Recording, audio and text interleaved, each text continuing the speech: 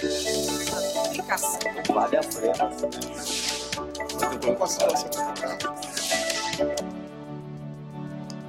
Olá, está no ar mais um programa em discussão pela TV Alesp. Hoje o tema do nosso debate é um assunto que tem provocado muita polêmica em todo o país, o porte de armas. 7 decretos do governo alteram a posse e o porte de armas no país. 2 projetos que mudam o Estatuto do Desarmamento já foram aprovados pelo Senado, mas precisam ser votados na Câmara dos Deputados. Comigo para este debate, eu recebo o deputado estadual pelo PSL, Frederico Dávila, e também o procurador de Justiça do Estado de Minas Gerais, especializado em segurança pública, Rogério Greco. Muito obrigada pela presença de vocês, a participação aqui no nosso programa. Deputado, vamos dar um panorama geral para o nosso telespectador, né, do que foi proposto, porque teve muitas idas e vindas, né, essa proposta toda desde o começo do ano. Na verdade, ela veio de encontro ao que ocorreu em 2005, por ocasião do plebiscito do Estatuto do Desarmamento, onde a população manifestou ali largamente a sua anuência com que o cidadão continuasse podendo se defender, adquirindo sua arma, sua munição, para poder ter um meio de defesa, uma vez que o Estado não pode estar presente em todas as localidades do Brasil, que é um país continental e em alguns lugares até de densidade demográfica bastante baixa, como é o caso da região centro-oeste e da região amazônica. Não que isso não exista aqui no estado de São Paulo, existe também. Só que em regiões, nós temos no caso do estado do Pará, municípios que têm extensão de aproximadamente 1.100 quilômetros, ou seja, são regiões bastante ermas e, consequentemente, as pessoas precisam se defender porque a polícia militar não está presente em todos os lugares, onipresentemente em todos os momentos. Deputado, houve aí uma proposta de mudança, né, e o governo acabou também voltando atrás, aí ouvindo uma parcela da população, né, apelos aí de adequações, né, por isso essas idas e vindas, né, seria isso? Olha, o atual ministro-chefe da Secretaria-Geral da Presidência, o Dr. Jorge Oliveira, que também foi policial militar do Distrito Federal por bastante tempo, eu conversei bastante com ele sobre esse tema. Tudo que foi feito no decreto 9785, que foi publicado pelo presidente Bolsonaro, fazia tudo aquilo que era possível no limite daquilo que havia do teto que o próprio Estatuto do Desarmamento, que a legislação, se eu não me engano, de 2003, restringia, ou seja, tudo que podia ali foi feito.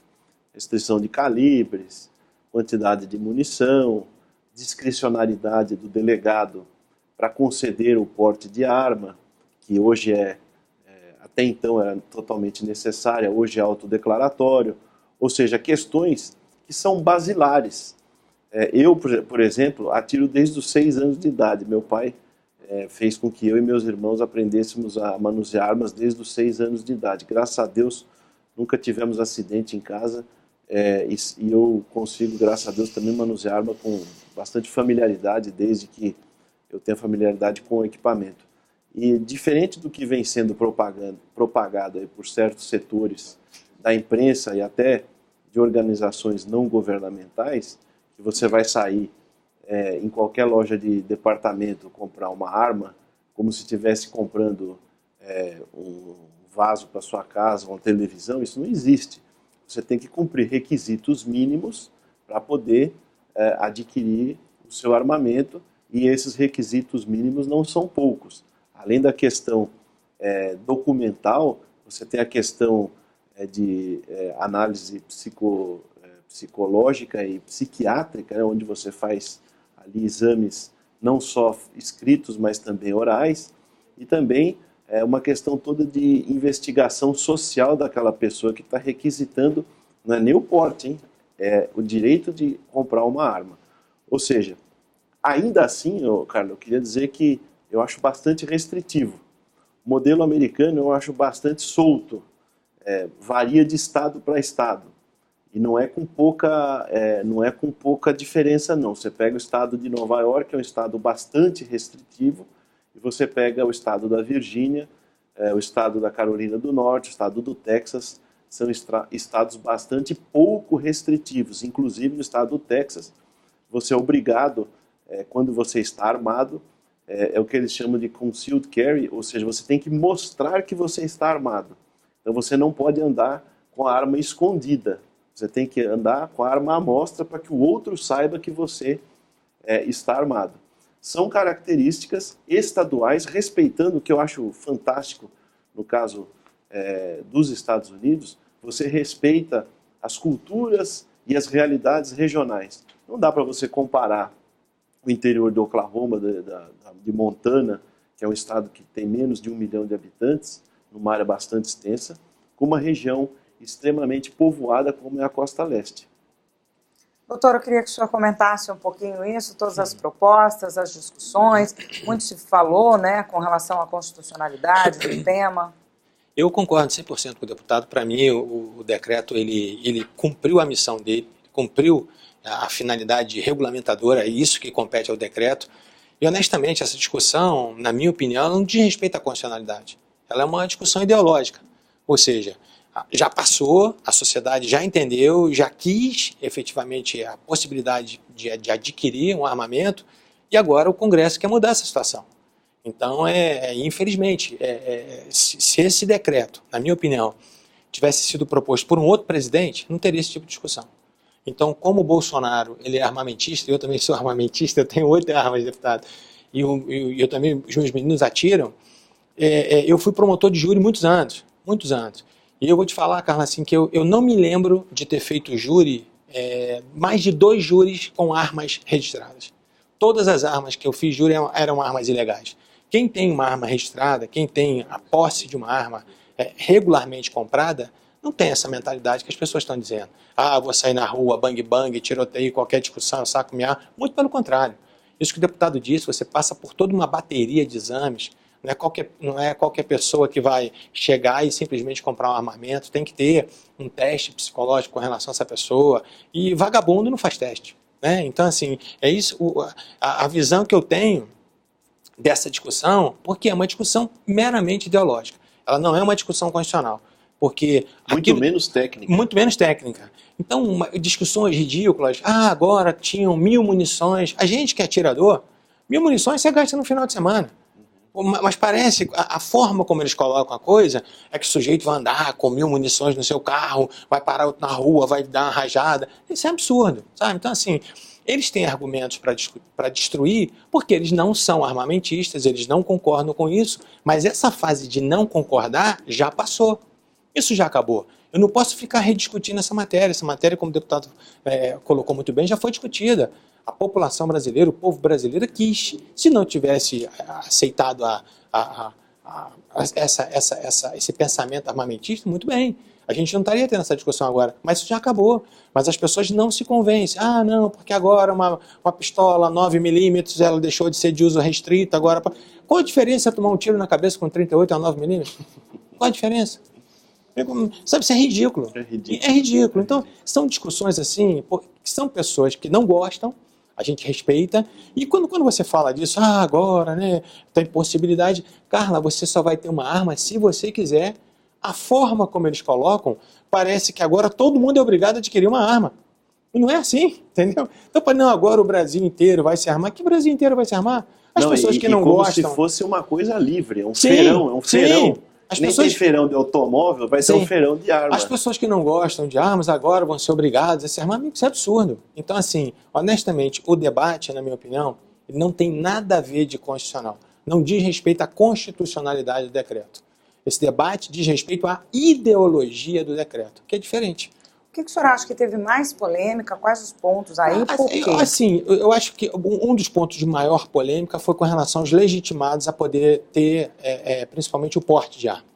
Porque antigamente a gente não tinha esse rol, vamos dizer dessa forma. Então o Bolsonaro ele elencou, ele achou que as pessoas, determinadas pessoas, em razão das suas funções, em razão das suas ocupações, em razão do local de que essas pessoas vivem, elas presumia-se que aquelas pessoas viviam numa situação de perigo, vamos dizer assim, e fosse necessário o uso da arma. Então colocou nesse rol advogados, colocou as pessoas que vivem em propriedades rurais. Então foi uma eleição que o presidente fez. Essa eleição, ela não existia taxativamente. Quem definia isso ou não era o delegado de Polícia Federal. Então, o que o presidente fez, na verdade, foi ele, assim, de modo a regulamentar o decreto, fez esse rol. É discutível? Sim, é discutível. Então, mas não é todo decreto, não é isso que as pessoas estão dizendo. Com relação às restrições, né, como o deputado trouxe, o que o senhor acha de positivo nisso tudo, né, sobre os exames, enfim, né, todas as restrições, o processo em si? É o processo que sempre aconteceu. Na verdade, eu não vejo assim. Eu tenho amigos que falam, por que o Bolsonaro aliviou nesse decreto? Porque, na verdade, não tem nada disso. Então, você tem uma idade mínima, né? Você tem uma série de requisitos, sabe? Você não pode ter antecedentes criminais. Qual o vagabundo que tem antecedente criminal que vai comprar uma arma legítima e colocar na casa dele? Então, assim, custa 4 vezes mais do que se ele for comprar na divisa do Mato Grosso do Sul com o Brasil. E outra coisa, atirar com uma arma que vai ser reconhecida quando ele fizer o disparo, que essa arma tem registro, vai chegar até ele. Assim, sabe, isso aí, honestamente, um muito debate... se discute sobre isso também, né? De repente ter mais armas e essa arma que está na mão certa cair na mão errada, bobagem, por roubo, essas coisas. Outra bobagem. Só um adicional aqui ao que o doutor Rogério está falando. É a mesma coisa que o bandido quadrilheiro de assalto a banco, ele ir aqui na agência aqui do lado comprar os carros para fazer o assalto. É lógico que ele vai roubar seu, meu, dele, para fazer o assalto e depois ele vai abandonar. Inclusive, você pode pegar os deputados aqui que são da bancada da segurança, né?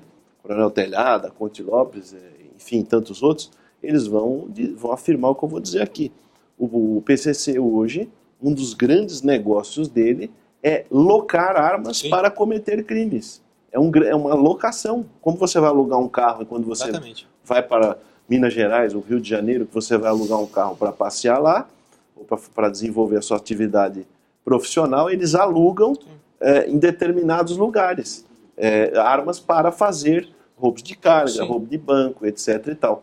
Então você acha que esse criminoso que está pretendendo cometer um crime, vai aqui numa loja, uma pistola que custa 4 vezes, mais que é uma outra questão que é bastante restritiva, que eu até falei com o presidente semana retrasada, 4 vezes uma pistola aqui custa o preço de uma pistola nos Estados Unidos, por exemplo, qualquer arma, na verdade, né? Então você acha que ele vai deixar de comprar na divisa do Mato Grosso do Sul, do Paraná com o Paraguai, para comprar aqui na loja? É lógico que não. Assim, isso que o deputado está dizendo tem todo sentido. Por exemplo, quando essas facções criminosas vão agora que estão locando, um fuzil, ele custa em média de 40 a 70 mil reais. Uhum. Você vai colocar 10 pessoas para praticar um crime de roubo, só aí você teria que ter um investimento, vamos chamar de investimento, de 400 a 700 mil reais. Então essas facções estão fazendo isso, elas estão alugando. Então assim, e hoje a gente está vivendo isso. Então, resumidamente, Carla, o debate não é constitucional, na minha opinião. O debate ele é puramente ideológico e a gente respeita. Eu tenho muitos amigos da polícia, amigos assim do peito que não acham certo que a população que tenha, né, que possa ter as suas armas, é posição de cada um. Mas a questão de achar certo ou errado já passou. É isso que as pessoas têm que entender. Não é mais um momento, já foi. Quando a população decidiu pelas armas, acabou. Então o que a gente tem que fazer agora é regulamentar e aceitar. Mas o grande problema desse projeto chama-se Bolsonaro. Se não fosse o presidente Bolsonaro, se fosse qualquer outro presidente, ninguém estaria discutindo isso. É bobagem, porque tem 1000 munições, agora ponto .40 deixou de ser de uso restrito, agora... Que discussão é essa? Qual o problema disso? Doutor, tem como a gente elencar, até para elucidar, quais os principais pontos propostos, positivos, né? E os que dão mais debate ou margem para dúvida para serem exemplificados e explicados? Olha só, na discussão que eu tenho visto no Congresso Nacional, eu tenho acompanhado um pouco de perto, que eu tenho até auxiliado o senador Marcos Duval, e assim, a gente tem acompanhado, tem visto isso. A discussão na verdade, eles não aceitaram o decreto como um todo. Nada do que foi feito no decreto agradou. Ou seja, a finalidade era minar o decreto de qualquer jeito. Qualquer coisa que você fizesse desagradaria. Na 1000 munições tá muito. Se eu colocasse 500, não agradaria. Se colocasse 200 munições, não agradaria. Então é por isso que eu estou dizendo assim, o debate, o decreto, na minha opinião, não tem nada de errado.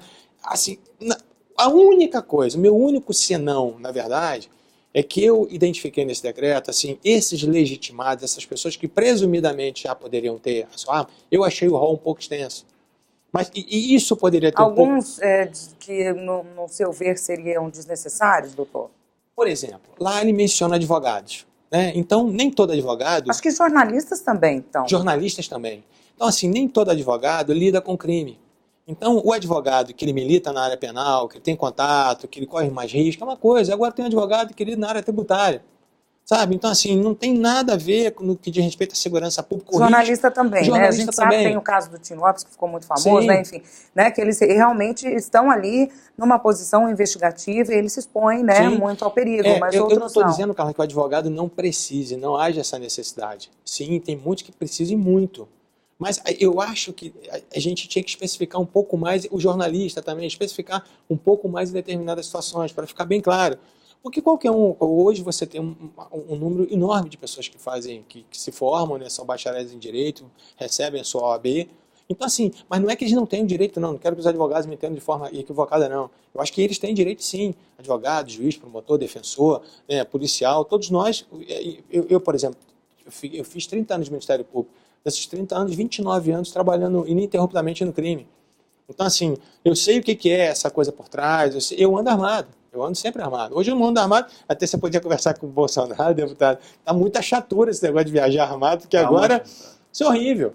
Se agora, antigamente você andava, né, você portava a sua arma, hoje não, você tem que entregar a arma e a arma extravia, e as pessoas estão ficando estimuladas de andar armado por conta disso. Eu sou do tempo ainda que quem concedia o porte era a Polícia Civil dos estados. Eu tive arma concedida o porte pela Polícia Civil aqui do estado de São Paulo. E realmente, o que a discricionariedade, você batia um papo ali, né, na hora da entrevista, né, que você tinha lá, e dos documentos, você dizia, olha, eu viajo, eu vou para o interior, eu sou dono de posto de gasolina, isso que o doutor Rogério está falando. Naquele contato pessoal. Agora, a Polícia Civil tem muito mais condições, capilaridade e de conhecimento do crime do seu estado para conceder o porte do que a Polícia Federal, que aí é um outro tipo de porte, é o porte para o doutor Rogério, é o porte para um deputado federal, é o porte para um agente da Conab, sei lá, do INCRA, entendeu? Aí tudo bem que ele é concedido pela Polícia Federal para você se deslocar ao longo do Brasil. O doutor Rogério está falando aqui de dificuldade dele em andar armado. Um amigo meu que atualmente é ministro do Meio Ambiente, o doutor Ricardo Salles, que foi ameaçado por diversas vezes já, ele tem porte federal e tem dificuldade extrema em se deslocar Brasil afora com a sua arma, porque tem que fazer todo esse procedimento, não interessando que ele tenha o porte concedido pela Polícia Federal e também a questão do procedimento que você tem que fazer mediante a companhia aérea para fazer o transporte da sua arma, coisa que, de novo, não acontece nos Estados Unidos e nem em determinados países da Europa. E quero dar mais um dado aqui. Eu já fui para Israel 3 vezes. Israel é um estado que está constantemente em estado de alerta. O serviço militar obrigatório israelense é de 3 anos para homens ou para mulheres, começa aos 17 anos. Eles levam o fuzil para casa. E eu, primeira vez que eu fui para uma praia em Tel Aviv, eu vi um grupo de 5 meninas na faixa aí dos seus 17 e 18 anos, e era o seguinte, 4 estavam no mar, tinham 5 fuzis assim, em forma assim, na praia, uma guardava os fuzis, aí uma voltava, guardava e coisa e tal. E você não vê noticiário internacional dizendo que meninos de 17, 18 anos tomaram não sei o quê e metralharam o colega porque xingou ele de feio, de bobo e coisa e tal. Isso não existe. Não existe. Isso tem a ver com criação, tem a ver com a intimidade e a familiaridade que você tem com a arma de fogo, né? Então, por exemplo, um amigo meu esses dias foi para a Geórgia, disse que sentou num restaurante para almoçar, e o fulano estava com um 357 para fora aqui. A gente fica espantado, porque não é normal, mas para eles lá, não há diferença nenhuma. Então é o convívio, é o que acontece. Quantos meninos entre 17 e 20 anos em Israel hoje têm um M16 e uma pistola 9mm na mão porque eles levam para casa. E vai para a escola também.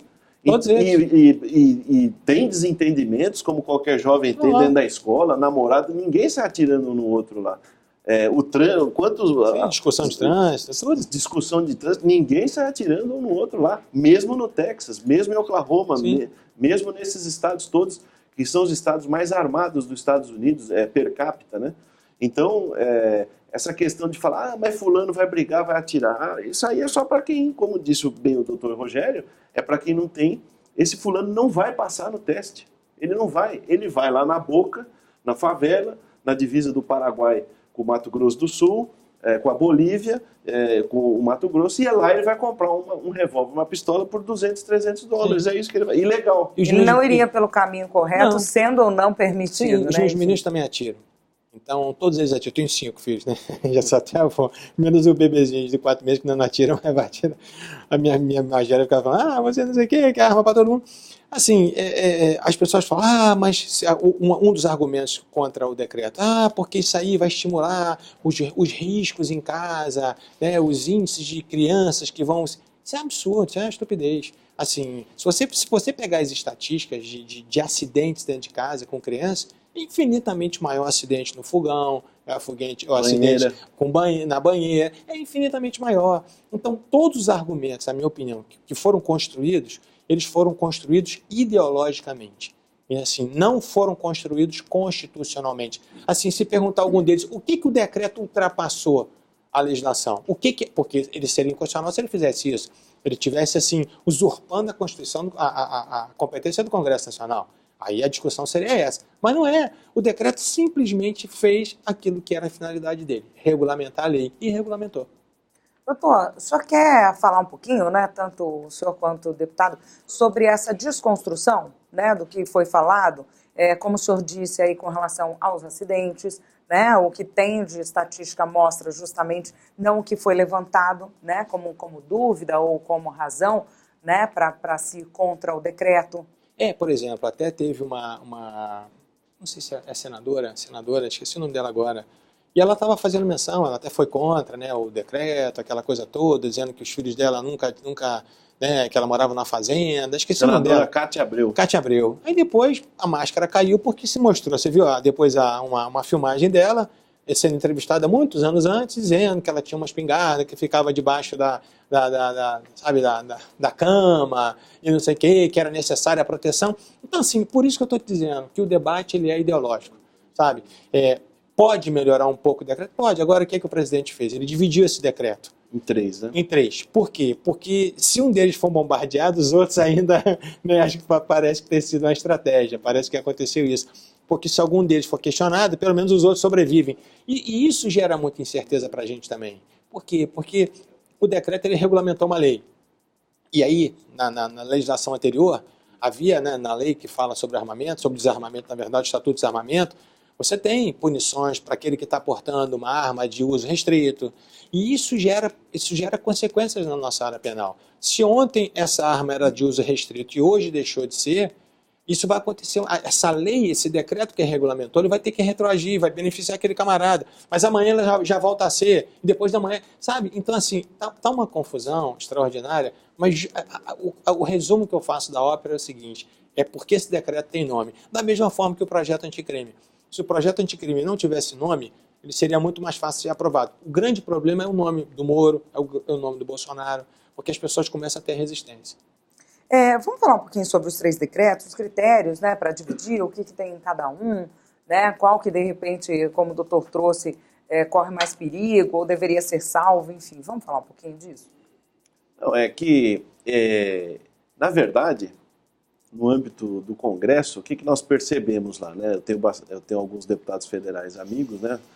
O doutor Rogério conhece bem o senador Marcos Duval. A matéria da vez é essa, para ser utilizada de moeda de troca e de instrumento, vou usar a palavra aqui bem clara, mas que traduz bem, é o instrumento de chantagem do momento para tirar alguma coisa do governo. Tem gente ali que não é nem contra nem a favor, ele só quer usar aquilo para tirar alguma vantagem para si ou para o seu grupo político, e agora é a questão do Estatuto do desarmamento, do decreto do 9785, que foi repartido em 3, etc. Na verdade verdadeira, uma vez feito esse decreto, nós temos que trabalhar para revogar a lei do desarmamento. E, de novo, eu defendo aqui, o Brasil é um país muito grande, nós temos que conceder porte e autonomia da discricionariedade de conceder autorização da compra de arma e do porte para as polícias dos estados. Não dá para a gente comparar o índice criminal de Santa Catarina com o de Alagoas, sim, que é o maior do Brasil. É um outro mundo. E os crimes, o doutor Rogério conhece muito melhor do que eu o universo penal.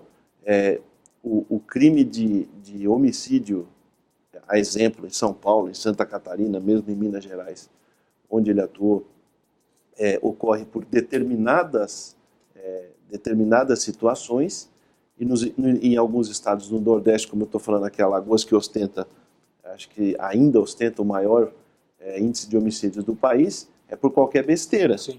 Então, crime de honra, é questão de honra, fulano roubou o botijão de gás do vizinho, mexeu com a filha do rapaz que ainda é menor de idade, pinga e coisa e tal, e são acertos de honra acertados na bala ou na faca. Então quem que conhece melhor essa realidade? É o delegado de lá do estado, ou o delegado federal que vai ficar andando o Brasil inteiro ao longo da sua carreira, que foi acostumado com coisa de crimes maiores, né? Crimes de aeroporto, sim, crimes de porto, crimes de fronteira. Não é isso.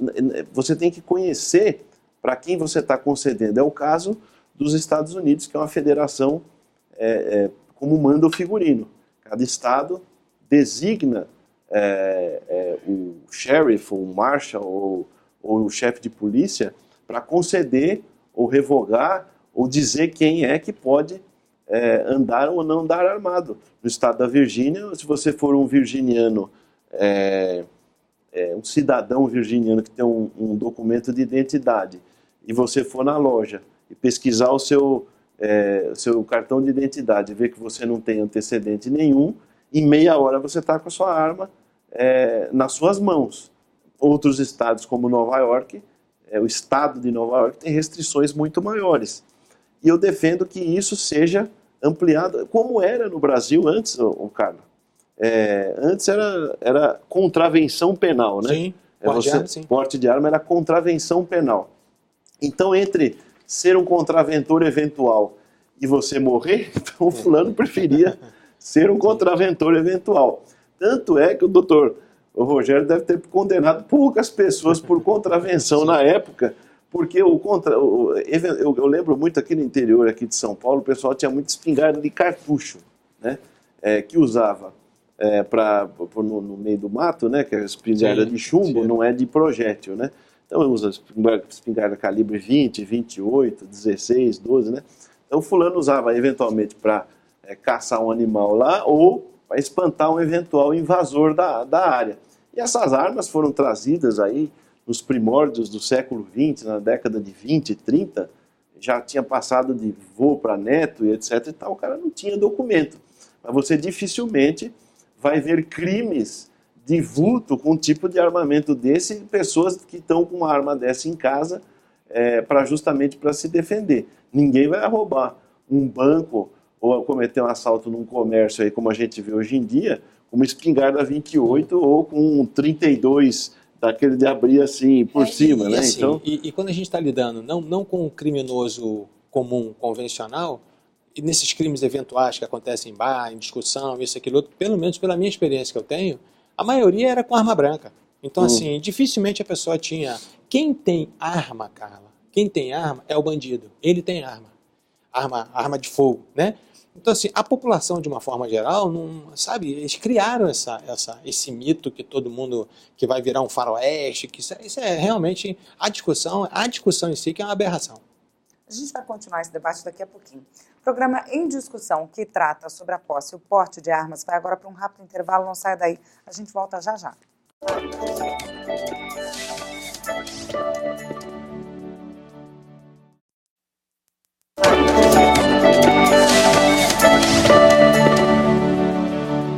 Estamos de volta com o programa Em Discussão, que hoje trata da posse e porte de armas. Até agora, o governo apresentou 7 decretos sobre o tema e quem fala mais sobre este assunto são os nossos convidados. Frederico Dávila, deputado estadual pelo PSL, e o procurador de Justiça do Estado de Minas Gerais, especializado em segurança pública, Rogério Greco. Deputado, no bloco anterior, o senhor falou bastante sobre o que acontece nos Estados Unidos e nos diferentes estados ali, né? O que funciona para um e o que funciona para outro, né? O que é melhor para um, o que é melhor para outro. No Brasil, a gente também tem estados muito diferentes, né? De realidades, como o senhor falou, de criminalidade, enfim, né? De acesso, principalmente à informação, né? Como que isso pode ser trabalhado aqui, deve ser trabalhado, para ter resultados positivos, né? Independente do estado? Eu falo muito dos Estados Unidos porque os Estados Unidos é parecido com o Brasil, é muito grande e tem muitas realidades regionais. Então você pega a costa leste, o meio oeste e a costa oeste e o sul são totalmente diferentes. Dá para eu elencar aqui N características. O que eu acho que ela é acertado é que lá você dá a liberdade para cada estado justamente legislar de acordo com a sua realidade. Não só na questão do porte de arma, como bem conhece aqui o doutor Rogério, a questão da legislação penal americana varia de estado para estado, com que idade você tira a carteira de motorista, varia de estado para estado, a questão de bebida, com quem pode beber, aonde, quanto, que graduação alcoólica você pode consumir nos Estados Unidos, enfim, tudo lá é muito respeitado de acordo com a cultura e com a realidade local. Por isso que eu defendo que seja o mesmo aqui. Diferente de um país uno e pequeno, como nós acabamos de citar, Israel, que é um estado, acho que um pouco maior que o estado do Sergipe e que tem a população da capital de São Paulo, entendeu? Então, e que está em constante estado de alerta. Mas você veja que nós temos que nos comparar com algo parecido conosco. O mais parecido em tamanho e diferenças regionais de realidade, eu acredito ser os Estados Unidos. Aí agora falam muito, mas é Estados Unidos, é outra cultura. Eu vou falar aqui agora do Paraguai, que eu tive há 2 anos atrás. O Paraguai inteiro tem um índice de homicídio menor do que o estado de São Paulo, que se gaba de ter 8,5 para 100 mil índices de homicídio ao ano. O Paraguai tem 6,8. E vou dar um dado aqui. Se você tirar aquela região de Capitambado e Coronel Sapucaia, que é onde acontece a maior rota do tráfico, o índice cai para 2,4. É índice da Europa. Se você tirar esse pedacinho do Paraguai lá de cima fora, cai para 2,4. O Paraguai você compra uma arma em um dia. Não vou dizer que é na hora, mas em um dia você compra. Se você for cidadão paraguaio, ou você não for cidadão, mas tiver o RG paraguaio, você compra uma arma em um dia. E o que acontece? O criminoso, ou eventual criminoso, sabe que se ele for roubar a Carla Francisco, o doutor Rogério Greco, ou o nosso querido cameraman que ali está, a chance deles estarem armados é muito grande. Assim como o frentista do posto de gasolina, o dono do comércio que tem as portas abertas para que a população, comércios tipo de roupa ou de material escolar, que as pessoas gostam de escolher ali entre a rua e a calçada, né? Que a porta está ali bem na frente. Então a chance do outro estar armado é muito grande. E praticamente todo mundo no Paraguai anda armado. E, consequentemente, você veja que quando a gente fala só de índice de homicídio, né, Carla? A gente está falando de um crime específico, que é o que leva à morte. Mas e quantos homicídios foram evitados e quantos crimes foram frustrados por conta da ação de um civil que estava armado naquela ocasião ou naquele momento? É normal no Paraguai você encostar um carro nos postos de gasolina para abastecer e tem um segurança com uma cinta de cartucho assim no peito assim, com uma espingarda calibre 12 cano curto lá. Aí você fala, tem muito assalto imposto aqui? Não, não tem. Mas por que ele está ali? Justamente porque ele está lá que não tem. Que não tem. Entendeu? Verdade. O senhor falou dessa entrevista aí da polícia, né? É isso que aproxima e que, de repente, difere de um estado para o outro, de repente, o critério, o olhar, é isso que o senhor defende? O senhor falou que antes era a polícia que fazia essa entrevista, que sabia quem era a pessoa que está ali, tirando porte, né? Que vai ter a posse da arma, enfim. O senhor acha que isso é que dá, de repente, esse equilíbrio? A polícia de São Paulo vai ter os parâmetros daqui, a de um outro estado, os parâmetros deste outro estado. Vamos lá. A pessoa é um comerciante aqui em São Paulo, região central de São Paulo. Qual a delegacia que vai dar, eventualmente, se ele der entrada num processo, vai ser a delegacia ali da região central de São Paulo.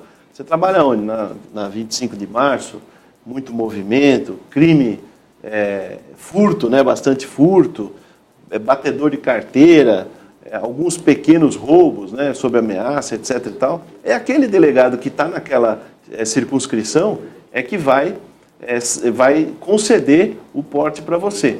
Na minha região sudoeste do estado, onde estão os maiores municípios em extensão territorial do estado, com as menores populações.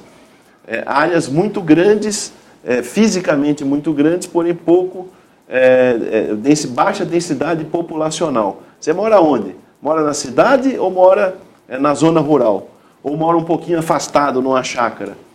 É aquele delegado lá que sabe dizer, não, ele realmente tem essa necessidade, porque ele pega essa estrada que dá 30, 40 quilômetros para ele se deslocar, ou 10 quilômetros, ou ele está perto da cidade, às vezes pouca quilometragem, mas já é afastado, é uma chácara, é mais ermo o local, ou ele mora dentro da cidade e tem necessidade de se defender porque ali tem um ponto de droga, de distribuição de droga, ou tem um conhecido local de recepção de ferro velho de material de carro roubado. Ele sabe o que tipo de crime tem lá. Para a polícia, inclusive, seja ela civil ou militar, é melhor no seu ponto de vista de combate ao crime que o cidadão de bem esteja armado. É muito melhor. O senhor foi um pouco mais além, né? Eu falei das diferenças dos estados, o senhor trouxe as diferenças que existem dentro do próprio estado de São Paulo, né? Só aqui em São Paulo. Agora você imagina aquele eixo aqui da Bandeirantes, né? Que cruza aqui Jundiaí, Campinas, Americana, etc. e tal, onde ocorrem a maior quantidade de roubos de carga do Brasil, ocorre naqueles 70 quilômetros ali, da Anhanguera e da Bandeirantes e das colaterais ali, das arteriais. Eu não sei te precisar o percentual, mas é o local que mais ocorre roubo de carga no Brasil. A partir do momento que os agentes de escolta dessas empresas de carga, o próprio motorista, etc. e tal, tiverem acesso, como bem disse aqui o Dr. Rogério, sem restrição de calibre, para esse corpo profissional de segurança particular poder agir, a quadrilha de roubo de carga vai pensar 3, 4, 5 vezes antes de tentar uma investida criminosa contra um caminhão que está por ali passando. Porque o que acontece é isso hoje. O agente de segurança que presta esse tipo de serviço, ele no máximo tem o famoso 38 pica-pau. Não pode nem ter pistola. Aí o bandido chega com um fuzil 5.56 AK Baby, uma M16 762. E o cara vai ter que enfrentar com um revólver, muito bom que seja, mas que é um projeto da década de 50. E aí você vai enfrentar um cara com pistola, com fuzil, com diabo 4. Covardia. Essa diferença a gente já trouxe aqui inúmeras vezes nos nossos programas de segurança pública falando disso, né? É realmente uma deslealdade ali, né? Um absurdo. Isso é um absurdo você restringir essas pessoas que trabalham com segurança pública. E outro dia também, esqueci qual foi, até uma professora que deu uma entrevista na televisão. Engraçado, a gente estava até comentando em outro programa aqui, que todo mundo agora é especialista em segurança pública, né? todo mundo é especialista. O cara nunca deu um tiro, nunca prendeu um ladrão, nunca prendeu um ladrão, o cara nunca sentiu um cheiro de pólvora e é especialista em segurança pública. Nunca foi no júri. Nunca foi no júri. E essa professora, se não me engano, ela até é do Rio, ela até dizia assim, não, porque... Ela se dizia também especialista? Também. Os traficantes estão armados dessa forma porque eles estão se equiparando à polícia. peraí, como é que é? Então quer dizer o seguinte, ela inverteu completamente a ordem das coisas. Na verdade, a nossa polícia está tendo que se armar dessa forma por causa deles. Porque o fuzil é uma arma de guerra, fuzil não é uma arma de polícia. Um tiro de fuzil é uma coisa assustadora, uma coisa absurda. E eu tive Combop em muitas comunidades do Rio, pacificadas, não pacificadas, e assim, você assistir um tiroteio no meio de uma comunidade, aquilo ali é absurdo. Absurdo. Você imagina um tiroteio, né? Uma situação de barracos de madeira, aquela munição vai varando tudo que é tipo de barraco. Aí fala, bala perdida. Que bala perdida? A bala vai encontrar alguém. Não tem jeito da munição não encontrar alguém. Ela vai encontrar, porque essa realidade hoje, principalmente que a gente está vivendo, com essas grandes facções criminosas, mas a gente vê a mídia invertendo os valores. Não, os traficantes estão se armando daquela forma porque a polícia... Muito pelo contrário, os traficantes muitas vezes têm armas infinitamente mais modernas do que a polícia. Normalmente, então, assim, né? Sim.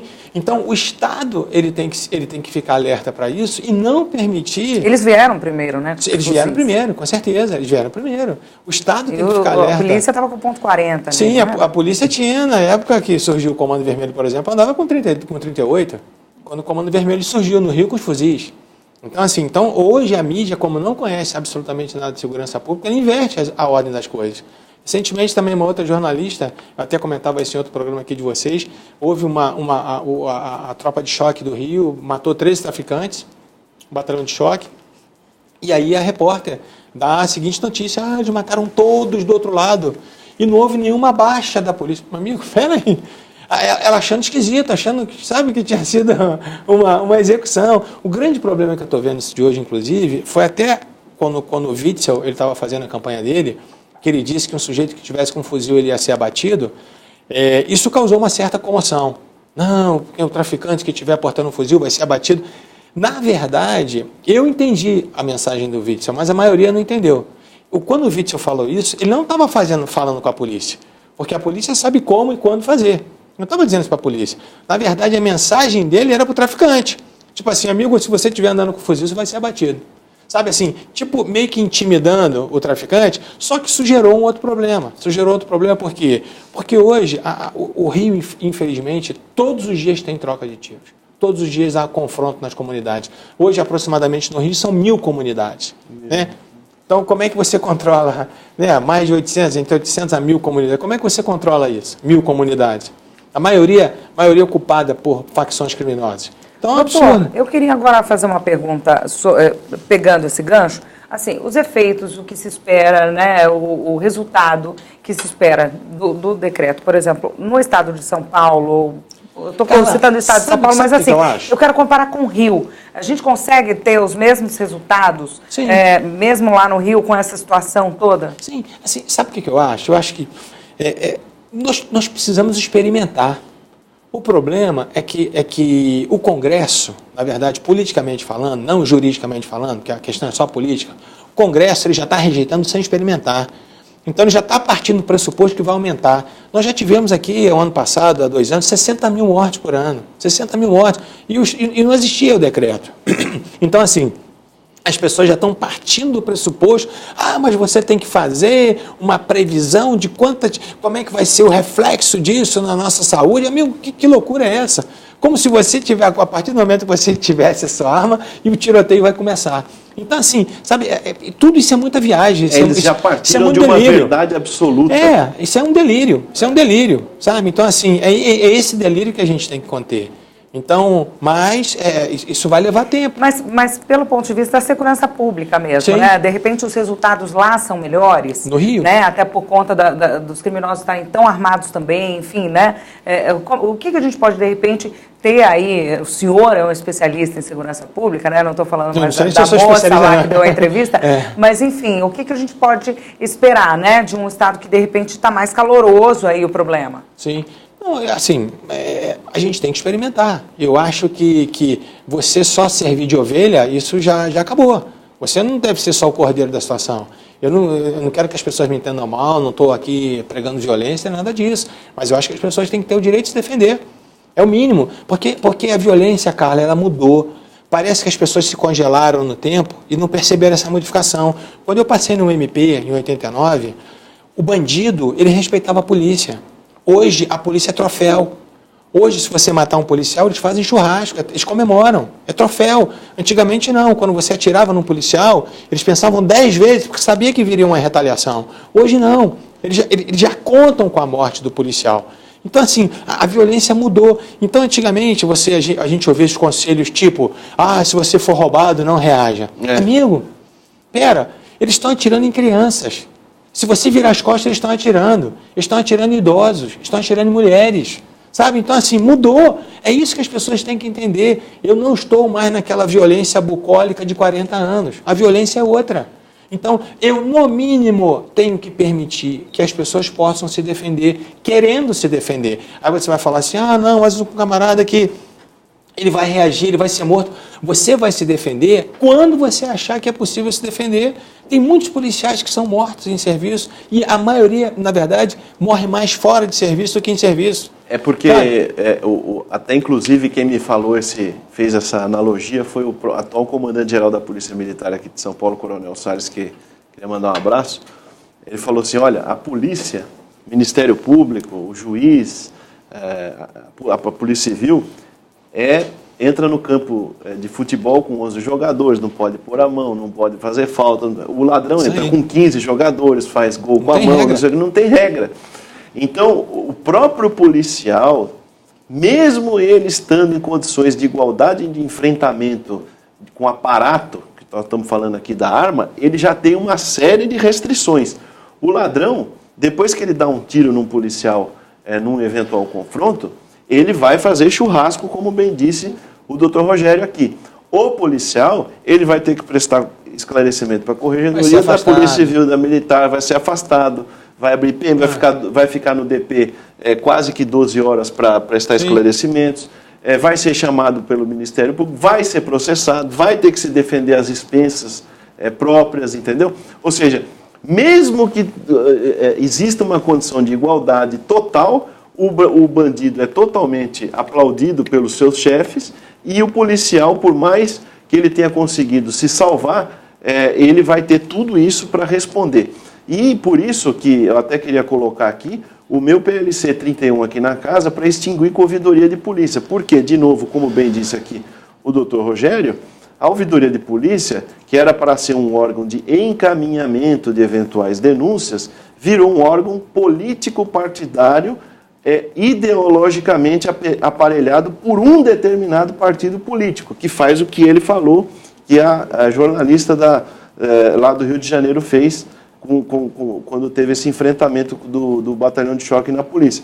O ouvidor aqui de São Paulo, e todos os que passaram por aquela cadeira, eles pegam, vamos falar aqui uma tropa conhecida que é a Rota. A Rota é antibiótico, ela não vai para fazer policiamento comunitário, ela vai para resolver problema, ela vai para tratar a pneumonia na UTI, ela vai para a última intervenção. Se ela não resolver, ninguém mais resolve. Aí teve aí aquele caso de Guararema, se eu não me engano, morreram 11 ou 12 criminosos. O que o ouvidor vai me dizer na imprensa? Que ali há indícios de execução. Ele não pode falar nada, ele não é investigador, ele não é julgador, ele não é absolutamente nada. As pessoas não deveriam nem saber quem ele é, devia ser uma identidade totalmente escondida. Ele liga para os amigos dele de alinhamento ideológico equivalente que estão aí em determinados postos de trabalho em certas televisões e certos jornais, que moldam a notícia de acordo com aquilo que ele leva. Aí o que acontece? O policial civil, policial militar que se envolveu naquela ocorrência é escrachado perante a opinião pública e ainda tendo que responder todas essas instâncias que nós falamos aqui, que fazem parte da atividade legal dele. Então o que acontece?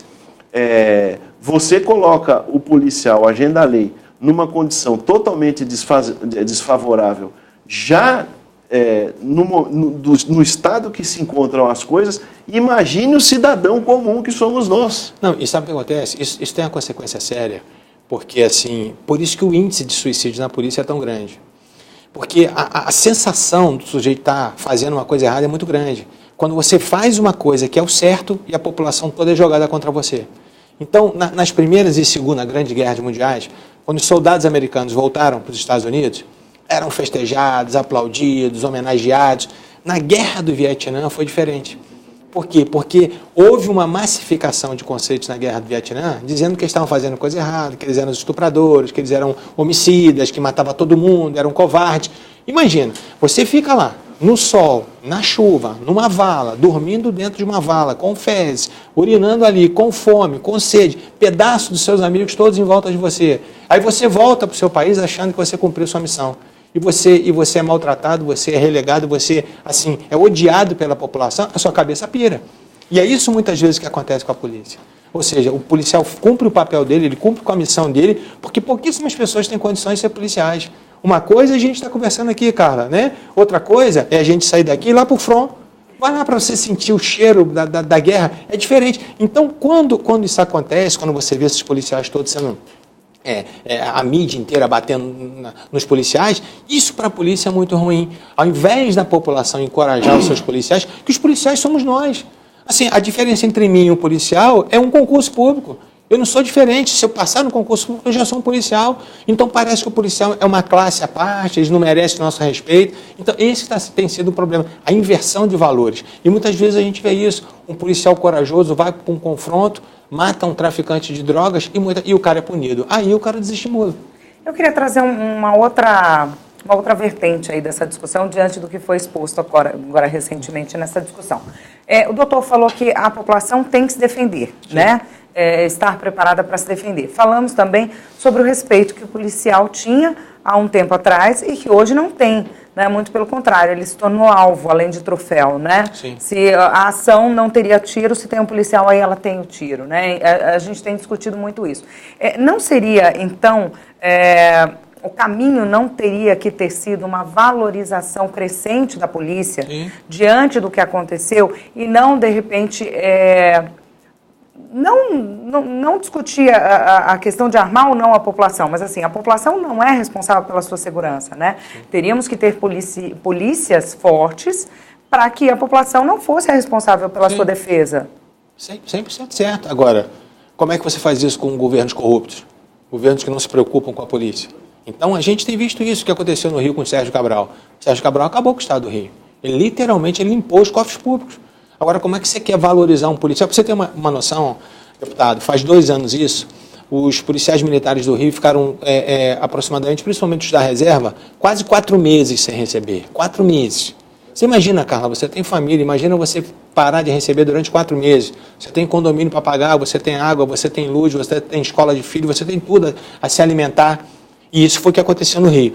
Eu fiquei tão chocado com essa realidade, tão chocado. Pra você ter noção, eu fiz uma campanha em Minas de arrecadação de cesta básica para entregar para os policiais militares da reserva. Nós arrecadamos 5 toneladas de alimentos e mandamos para o Rio. Isso é uma vergonha. Isso é uma vergonha. Como é que o sujeito fica 30 anos no serviço público, doando a vida dele pela sociedade e no final não pode levar um prato de comida para a mulher em casa? O que eles estavam fazendo naquela época? Eles iam almoçar no rancho do quartel. Assim, se o comandante permitisse isso, porque a ração é controlada, e aí ainda pedir, se humilhar para poder levar uma quentinha para a mulher em casa. E, sabe, é isso. Então, essa campanha de desvalorização, ela vem acontecendo ao longo dos anos. Então, eu acho que chegou a hora do basta, chegou a hora do chega. Sabe, a gente tem que começar a mudar, a gente tem que começar a realmente valorizar quem precisa ser valorizado. Nas redes sociais, por exemplo, faleceu um policial, me esqueci o estado agora. Aí uma imbecil de uma menina lá, ainda bem feito, foi para o inferno. Sabe, é isso que essas ideologias incutiram na cabeça das pessoas, como se o policial fosse o mal e o vagabundo fosse o bom. Sabe, então, inclusive, deputado, seria uma coisa muito interessante aqui para, não só na Assembleia de São Paulo, mas no Brasil inteiro, começar com as campanhas de valorização da polícia. Porque a mídia precisa fazer isso, sabe? Mostrar as ações policiais, começar as condecorações, porque só assim a gente começa a mudar a mentalidade. Porque, por enquanto, é só o policial que virou o mal, né? E os vagabundos, na verdade, viraram os bons. Investimento bom, sim, na polícia também, sim, né? Isso é mais do que necessário. Sim. Né? A questão salarial deles está totalmente defasada, totalmente, né? Então, isso aí é um problema. Aí tem essa questão que o doutor Rogério falou, que da preocupação dele estar fazendo algo correto ou não, se ele vai ser punido ou não por estar cumprindo a lei. E eu lembro quando eu era criança que eu gostava de usar a roupa do Chips. Então é isso, eu tinha a moto do Eric Estrada, do Poncherello, não sei o quê. Hoje em dia, a meninada, não digo todos, mas quer se fantasiar igual o cara do morro do crime lá. A primeira coisa que o menino faz é fazer tatuagem de palhaço, de carpa, de não sei o quê, para ficar parecido com o traficante-chefe lá do morro dele lá, ou da comunidade que ele participa. Não é culpa daquela criança, ele está aprendendo desde criança que o bom da boca, que o bacana, que o etc e tal, é aquele fulano com aquele layout lá. E antigamente, era você que queria se fantasiar do chips, do policial, do bombeiro, etc e tal. Então, isso é um problema gravíssimo. Em segundo lugar, a questão que o Dr. Rogério colocou aqui, que graças a Deus não aconteceu em São Paulo, que ele colocou aqui a questão do Rio, mas eu, junto com o então Tenente Coronel Melo Araújo, então comandante da rota, nós fizemos uma grande associação com diversas pessoas da sociedade civil, fizemos a Associação Amigos da Rota, que nós tínhamos a intenção de ajudar a pintar o quartel, que custava R$200 mil. Graças a Deus, doutor Rogério, nós arrecadamos na primeira pegada 400 e poucos mil, na segunda mais 200 e tantos mil, e fizemos uma obra fantástica lá na rota, com inclusive a atuação de vários empresários da sociedade civil, de vários setores, dos mais diversos que você puder imaginar.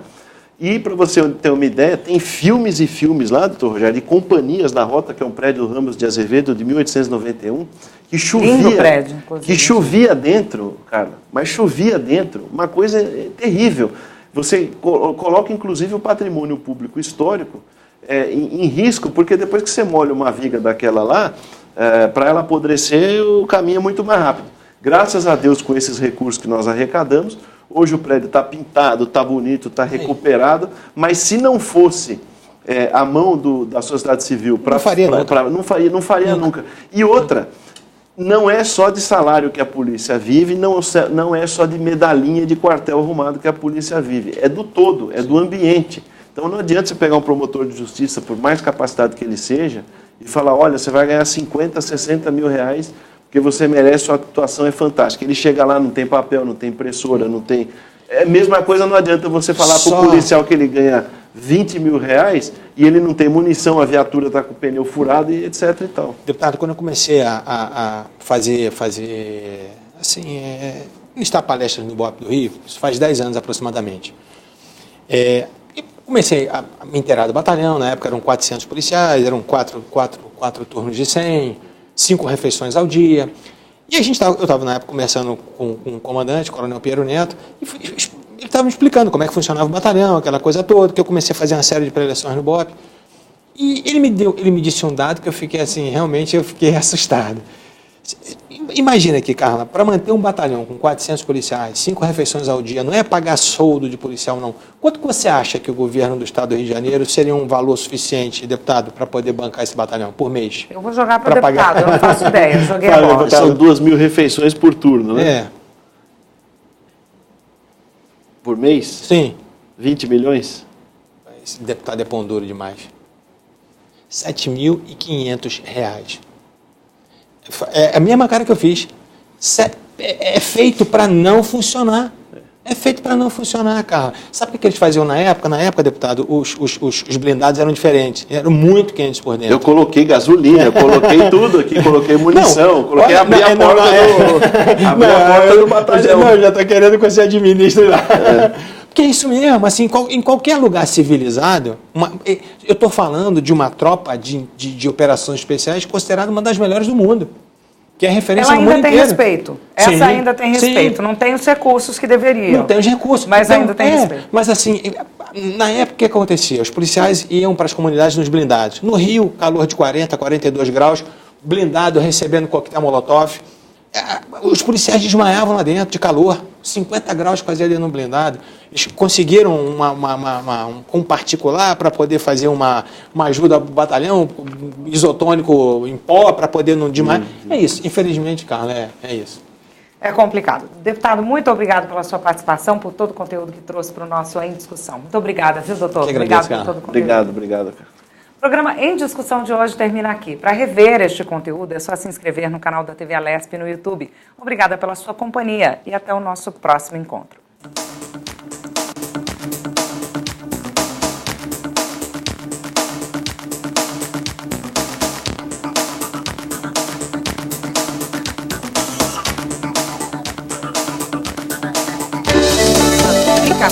Vale a pena. Eu tô com a situação.